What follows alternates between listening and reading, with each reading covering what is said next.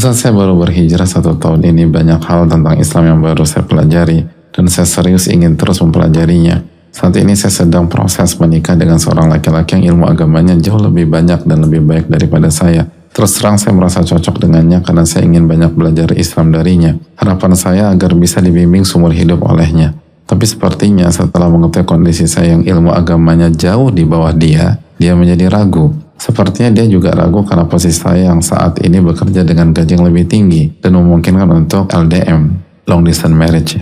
Tapi saya juga sudah jelaskan bahwa saya tidak keberatan untuk meninggalkan pekerjaan saya saat ini untuk mendampinginya nanti. Intinya saya tidak ingin menikah untuk mencari hal-hal duniawi, tapi yang saya cari adalah ilmu dan bekal untuk di akhirat nanti. Bagaimana usaha yang bisa saya lakukan terhadap masalah ini? Apa yang harus saya lakukan untuk meyakinkannya? Yang pertama, banyak-banyak zikir biar tidak rapuh dan lemah menghadapi dinamika dalam proses ini. Karena wanita yang berzikir itu hidup, dan wanita yang kurang zikir mati atau sekarat hatinya. Dan itu akan kelihatan jadi fragile, lemah, labil, ketakutan. Tapi kalau wanita yang zikirnya kuat, tauhidnya oke, selalu ingat sama Allah, dia akan melalui proses itu dengan mantap. Terus yang kedua, amalkan lagi husnudzon sama Allah, baik sangka sama Allah. Ketika kita minta jodoh yang di atas kita secara iman dan ilmu, lalu bisa membimbing kita dan kita angkat itu kepada Allah, selanjutnya baik sangka kepada Allah. Makanya kalau the worst case scenario dalam proses ini nggak jadi, kita nggak akan hancur. Karena kita yakin bahwa ini cara Allah mengabulkan doa kita dan berarti bahwa orang ini bukan yang terbaik buat kita. Lalu yang berikutnya, sampaikan kepada calon bahwa ketika posisinya ilmu agama calon istri di bawah ilmu agama calon suami, maka itu sudah masuk kondisi yang diterima oleh para ulama. Apakah ini ideal banget? Mungkin bisa jadi tidak. Kan kalau ideal banget kan suami istri ilmu agamanya tuh di level yang tinggi gitu loh. Saya mau tanya, simpel. Nabi SAW dengan Khadijah, ilmu agamanya banyak kan mana? Rasulullah SAW. Nabi dengan Aisyah radhiyallahu anha, ilmu agamanya dan imannya tinggi mana? Nabi SAW.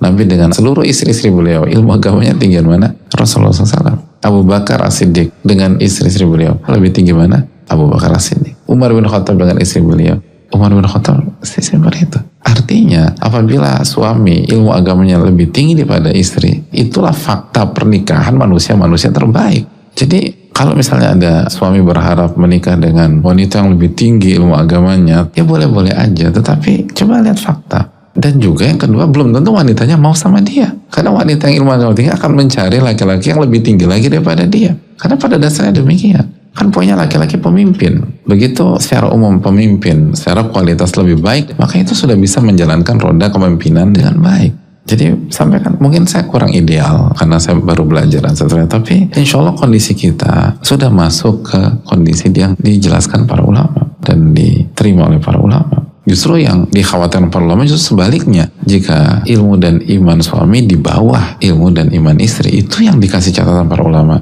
Adapun masalah LDM dan salary yang lebih tinggi, kan tadi sudah disampaikan solusinya bahwa si wanita siap untuk resign dan seterusnya.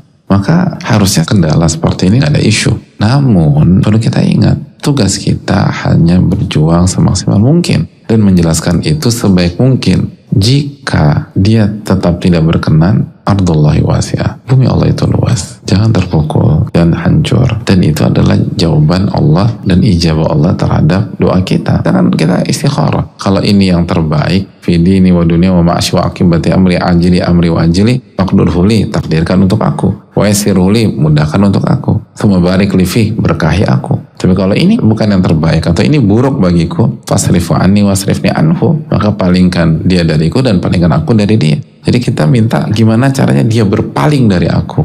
Nah, ketika kita udah berusaha jelaskan tetap dia nggak terima, berarti ini jawaban istikharah kita. Waqdur liyal khairah itu, dan kita minta ganti yang lebih baik. Pokoknya kuncinya adalah ingat sama Allah SWT dan berusaha, dan hasil bukan di tangan kita. Dan nggak usah ribetkan hasil, Allah akan kasih yang terbaik.